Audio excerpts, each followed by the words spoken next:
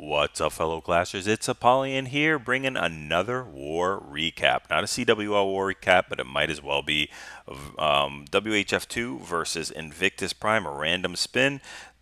Check it out, 112 to 109. I think Invictus Prime had a 2 Town Hall 10 advantage against us. Everything else I think was even. So anyway, we'll go ahead and take a look at them for a second. There we go. You can pause it or whatever just to check out their clan. And yeah. And we'll go ahead and scroll through. They struggled a little bit. You can see that there was a couple of Town Hall 11s that were 1-starred. I think there's a Town Hall 11 that was 3-starred. And let's see here. Town Hall 10s 3-starred, struggled a little bit, left a couple of them 2-starred, and then cleaned up the rest. So what we're going to do is we're going to do a quick shout out to all the 6-packers this war. So let's go ahead and put them up on the screen. There we go. Our Town Hall 11 to Town Hall 10 dips. We have 4 of them right there listed. And then our Town Hall 9s, we've got 1, 2, 3, 4, 5, 6 of them. So shout out to all of them. Some of us, like me, I got a 3-star fresh hit, but I ended up scouting a Town Hall 10 as well, so wasn't able to get a 6-pack.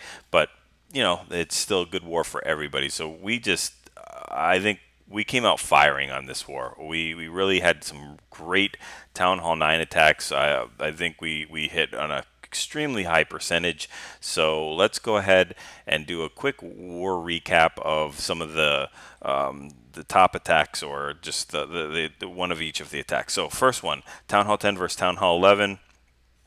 Let's look at that one. I think Little Drummer Boy, Little Dreamer Boy, I still don't know what it is. It's, you know, you can see it right there.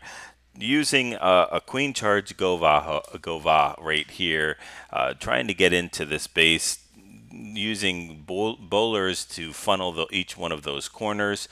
And just for those of you that don't know, you know, you're trying to get the highest 2-star percentage possible. That's the idea behind the Town Hall 10 v Town Hall 11 up hits, because it's definitely more difficult for 11 v 11, and it's much simpler for them to dip down to the 10s to get as many stars and maximize those as you can. If you noticed in our score, I think we had 3 stars ahead, but I think we were almost dead even on percentage. So stars are what wins wars, not the percentage, unfortunately, unless you have the same amount of stars. There we go. Okay, so I'm missing the attack here on the bottom with this Queen Charge / Queen Walk. Using those healers, walking in from around 6 o'clock, and there goes the wall breakers with a giant to tank for those wall breakers, making sure they get in there. Let's fast forward a little bit as the Queen makes her way in there, uses a rage, and we have 2 jumps and a rage for this rest of this kill squad that's coming in here. The Eagle Artillery has been detonated or triggered, whatever you want to call it. Dropping those Valks in there. Very nice funnel, though. Those bowlers are doing their job. And we're going to get into this core, and then we're going to jump right into that Eagle Artillery and Town Hall compartment. Drop in a rage there to push everything through. I think the Queen is, the enemy Queen is already down, so nothing to really keep them from walking in there and taking out as many buildings as they can. That Loon is going to drop some serious bombs on them, but I think that's one of the most successful things, is when they don't get distracted by a hero coming in and they can really focus on that Town Hall and Eagle Artillery. It makes that successful raid. So we've already got, now we've just hit the Town Hall. The King has already used his ability, so he goes down, and now it's just about time to fast forward. That Wizard is going to be dropped, but it's going to be focused on that Eagle Artillery right away. Does happen to get that last percentage, though, for a 60%, so a decent hit and way to start us off. All right, Town Hall 11 versus Town Hall 10 dip. Let's check out number 7, and we'll watch Ed do a La Lune attack here. So not quite a spam attack, but pretty much a spam attack. So we're sending in the Loons under haste to start that defensive funneling. And unfortunately, we're not able to get that Inferno Tower. That would be just fantastic if that little investment would have gotten the Inferno Tower. But that's clearing off a lot of space for what he's gonna do right now. Dropping a queen down with a baby dragon to help funneling, and I think the intent of this is just to funnel so that we can get into possibly there we go. So it's the pathing to get into the Inferno Towers. That was the whole purpose of all those loon and queen funneling, is now these loons have a straight shot to go through the base and not get distracted, and as soon as they get done with these defenses, they can go target right there and hit the Inferno Tower. Second Inferno Tower is down under rage and warden ability, and now we've just got to worry about these air defenses. Those lava hounds are down, so there's nothing really tanking them, but so many balloons to send in. It's just going to overwhelm all these air defenses except for that one. Standing under heals just for the splash damage with the wizard towers and anything else. Warden's defensive auras still kicking in. And now that last air defense goes down, so this base is pretty much wrecked. And we just got to watch the cleanup as everything goes around. He's dropped his king in there to help with that cleanup. And this base is completely wrecked, so nice dip by Ed. Okay, let's go to a Town Hall versus Town Hall V10, 10v10.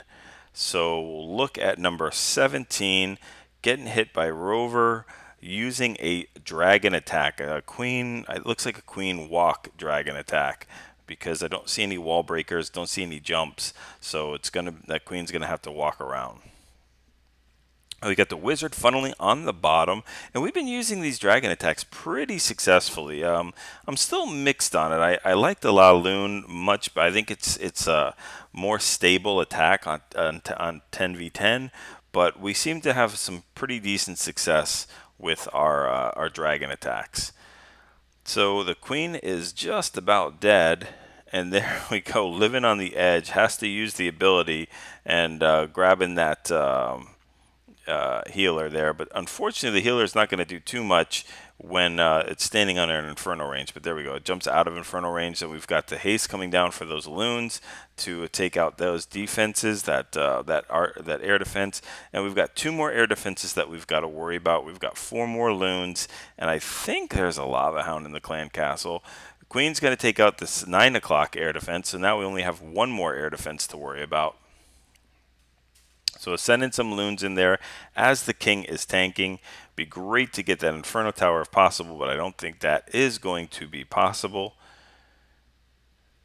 And what did we send in from the clan castle? I guess it was a dragon and loons. 2 more rages left over for these dragons, and I think it's up to this queen to make her way all the way around and get that last air defense. Going to get so much value out of that walk, and I'm possibly that's one of those rages is for that queen just in case.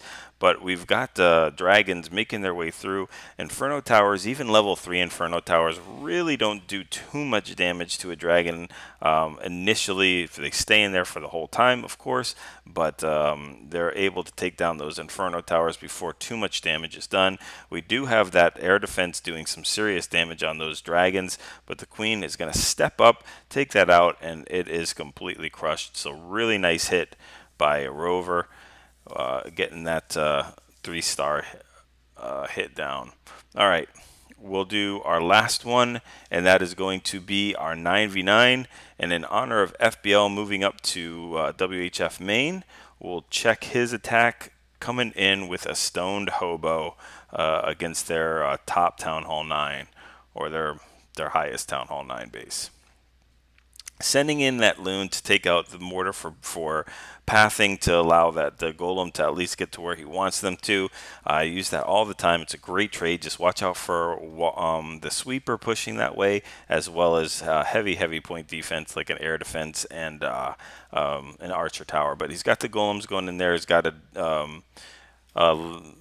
looks like a hog just to try to get those defenses while that golem is tanking some free hits, and it looks like that's what's going to happen. So we've got tons of funneling going down. We've got the jump being dropped, that means that these golems, two of the full golems, are going to walk in, and they're going to trigger the clan castle, which is a baby dragon and a witch. 2 poisons go down. Unfortunately, the queen is not in there, but the king and friendly queen come in with the bowlers, and they're just going to have a field day with this core. There we go with the heal, just to go ahead and help those bowlers get through this core with all that splash damage of those wizard towers, as well as maybe any stray shots from the enemy queen. And then we've got a solo loon coming in at that cannon, seeing what it can do, but unfortunately it's going to get targeted by air bombs and air skellies, so that's going to be kind of a waste.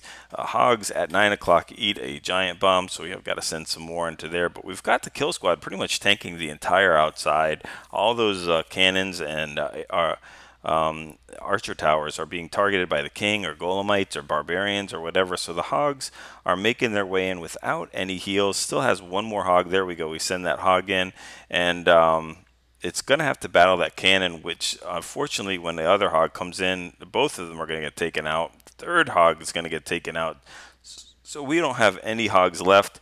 What we do have is a queen, full health with ability. She's going to bang through this wall, and look at those deep point defenses. They're all right on the outside, so easily taken out by an ability, and that will be that. So hopefully you guys enjoyed this war recap. We had a fun war with Invictus Prime. Got a lot of different videos that came from this. If you haven't checked them out already, some ground attacks, some air attacks, a scouting video, and yeah, and a witch slap video. So we appreciated the the challenge there. It was a lot of fun, and we wish them the best, and we look forward to possibly matching up to them in the near future. So anyway, hopefully you guys enjoyed it. If you did, please like, subscribe if you haven't already. Go ahead and share them with your clanmates. If you guys enjoy these videos and benefit from them, you know they will as well.